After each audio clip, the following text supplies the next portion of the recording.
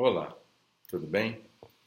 Uma questão muito interessante no direito penal e que demanda atenção e concentração para que nós possamos entender direitinho é a questão da aplicação da pena privativa de liberdade.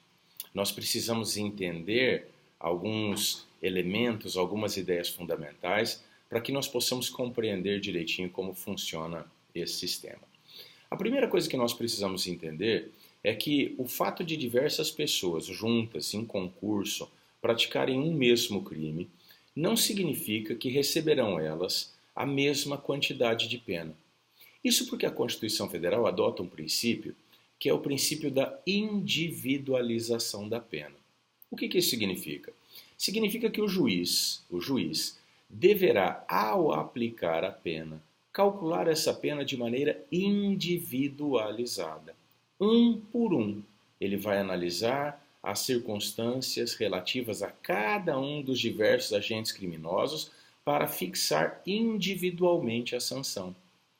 Isso significa que, se diversas pessoas praticaram juntas um mesmo delito, receberão elas penas diferentes? Sim, podem receber, provavelmente receberão. Elas não receberão exatamente a mesma condenação, a mesma quantidade de pena, a não ser que por obra do acaso. Mas o juiz não pode, desde logo, fixar uma determinada quantidade de pena e aplicá-la a todos. Ele deve, para obedecer o preceito constitucional, o princípio constitucional, calcular a pena de maneira individualizada. Mas não seria isso injusto, dado que esses diversos agentes criminosos praticaram juntos uma mesma infração? Não, porque nós precisamos analisar as circunstâncias pessoais de cada agente. Imaginem o seguinte exemplo. Pensem que um médico irá prescrever uma medicação, uma mesma medicação, para diversas pessoas que possuem uma mesma enfermidade. Diversas pessoas possuem a mesma enfermidade e o médico vai prescrever a elas a mesma medicação. Será que esse médico irá prescrever exatamente a mesma quantidade de medicação a todas as pessoas? Evidente que não. O médico vai levar em consideração, para fixar a dose, para estabelecer a dose de medicação, alguns critérios importantes, como, por exemplo, o sexo da pessoa, se é do sexo masculino ou feminino. Vai levar em consideração a idade, se é mais jovem, meia-idade ou já idoso. O médico vai levar ainda em consideração o tamanho, o peso da pessoa. É uma pessoa mais magra ou é uma pessoa obesa?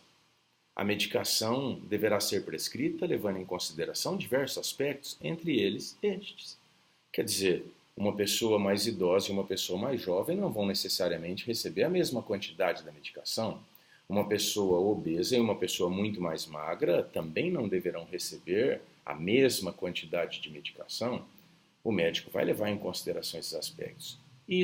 Este cálculo da dose, chama-se dosimetria, que nós utilizamos também no direito penal na hora de fixar a pena privativa de liberdade. O juiz irá realizar a dosimetria da pena, ou seja, o juiz irá, analisando diversas circunstâncias, diversos fatores, calcular exatamente a dose de pena que cada agente deve receber, para que nós possamos atingir as finalidades da pena, que são a repressão e a prevenção. Então, o juiz irá dosar a pena observando diversos critérios. É por isso que, no caso da pena privativa de liberdade, o juiz irá utilizar-se de um critério que nós chamamos de trifásico, previsto no artigo 68 do Código Penal. Numa primeira fase, o juiz irá fixar a pena base, observando as circunstâncias judiciais que estão previstas no artigo 59 do Código Penal e são em número de 8. Numa segunda fase, o juiz irá fixar a pena intermediária ou pena provisória, considerando as atenuantes e as agravantes genéricas previstas na parte geral do Código Penal.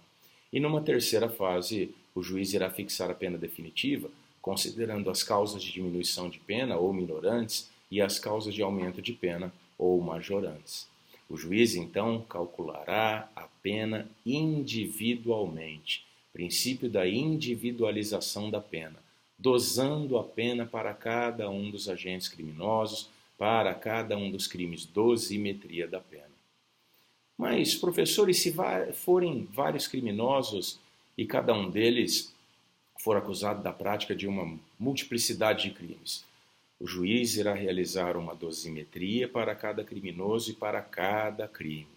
Se 2 criminosos, portanto, são acusados de 2 crimes cada um, o juiz irá fazer 4 dosimetrias, uma para cada criminoso e para a acusação para cada crime. Perfeito? Então serão tantas dosimetrias quantos forem os acusados e a quantidade de crimes que lhes são imputadas. Beleza? Só uma dicasinha, voltamos a esse assunto em breve, tá bom? Se você gostou, segue aí, dá o like, brigadão, a gente se fala.